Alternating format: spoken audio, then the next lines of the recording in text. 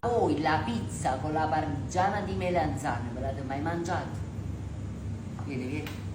Partiamo dal pomodoro, cipolla, olio e San Marzano. Due e tre. Uno strato di pomodoro, uno strato di melanzane, un po' di pomodoro, così, un po' sparsi, perché dammi un po' macchiata ombra, pecorino, o parmigiano, quello che volete, e un po' di basilico spezzettato.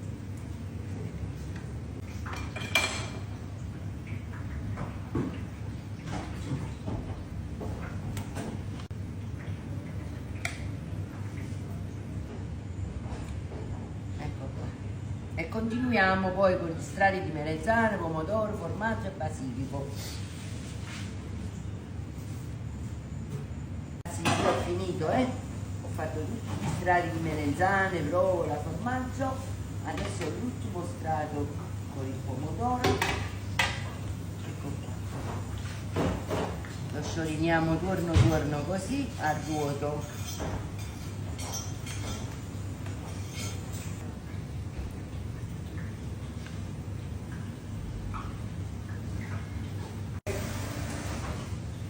Vieni, vieni.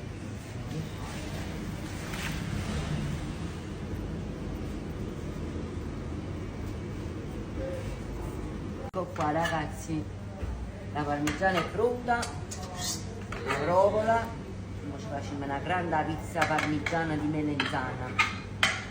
Metti.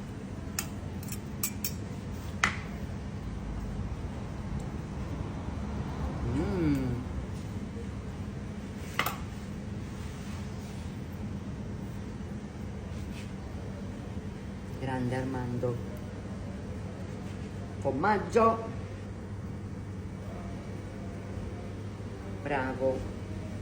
E basilico.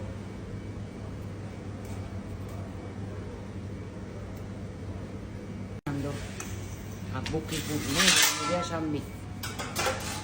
Scusate, mangiate tutto quanto, fate che facci due rossi. Tu non si va dietro, eh? No. No? Sei nascondendo? A breve. Come ragazzi? Pizza.